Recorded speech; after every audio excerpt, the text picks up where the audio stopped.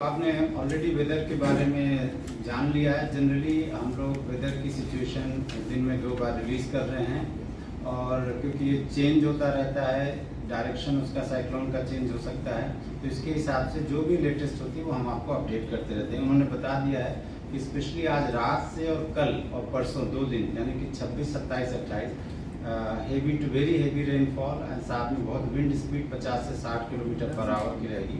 तो ये स्टॉर्म में जो त्रिपुरा में आएगा, बाहर दूसरा रहेगा बट त्रिपुरा में जो होगा वो इतना अफेक्ट होगा।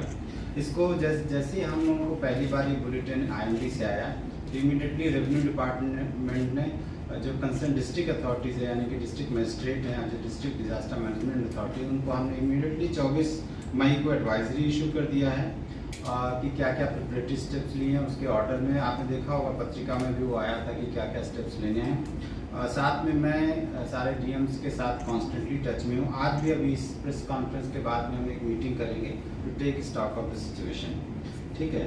साथ में इसके साथ साथ हमारा जो स्टेट इमरजेंसी ऑपरेशन सेंटर है और जो डिस्ट्रिक्ट में इमरजेंसी ऑपरेशन सेंटर्स हैं वो 24/7 फंक्शनल हैं और फंक्शनल रहेंगे।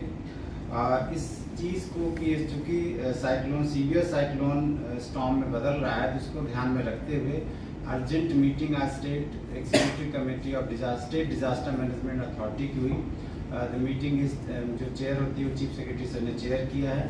साथ में वहाँ पर रिस्पेक्टेड DGP सर थे और बहुत सारे सेक्रेटरीज एंड IMD के ऑफिशियल्स एंड एयरपोर्ट अथॉरिटी और सिक्योरिटी फोर्सेस के ऑफिसर्स मौजूद थे। तो इस सिचुएशन को हमने रिव्यू किया है। रिव्यू करने के बाद कुछ निर्णय लिए हुए हैं, वो मैं निर्णय आपको बता देता हूँ। पहला निर्णय ये था कि स्कूल और education institution, generally school already बंद है बट जो नहीं भी अगर बंद है तो उनको इंस्ट्रक्शन दिया जाएगा, खासकर आंगनबाड़ी सेंटर को, कि कल यानी 27 और 28 को बंद रहेंगे और सोशल वेलफेयर डिपार्टमेंट ये इंस्ट्रक्शन करेगा कि टेक होम राशन रहेगा आंगनबाड़ी सेंटर में और स्कूल्स बंद रहेंगे, आंगनबाड़ी सेंटर बंद रहेंगे।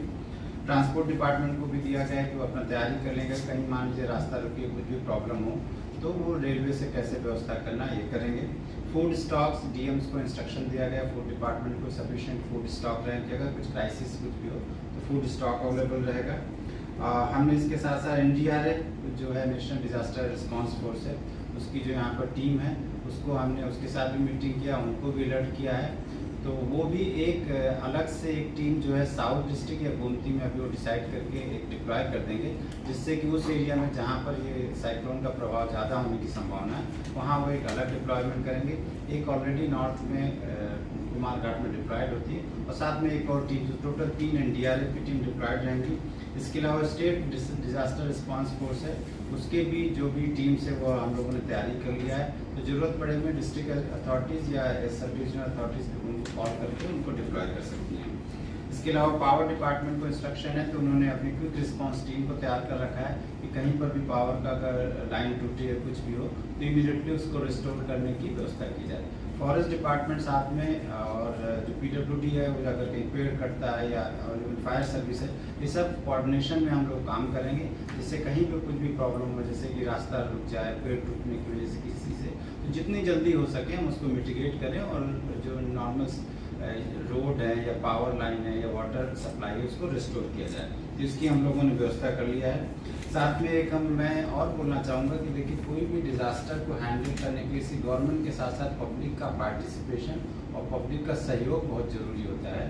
तो ये चूँकि जो ये साइक्लोन आ रहा है इसमें मेरा एडवाइस होगा कि स्पेशली 26 एंड 27 को अवॉइड किया जाए बहुत बाहर जाना। स्पेशली मैं फिशरमैन को बोलूँगा कि फिशिंग के लिए ना जाएं, क्योंकि इसमें बड़ा होता है, विंड स्पीड होती है, रेन्स हो रहता है तो बड़ा खतरा ज़्यादा बढ़ जाता है। और लास्ट टाइम आपने देखा था डुंगूर में एक अनफॉर्चुनेट घटना भी घटित हुई थी।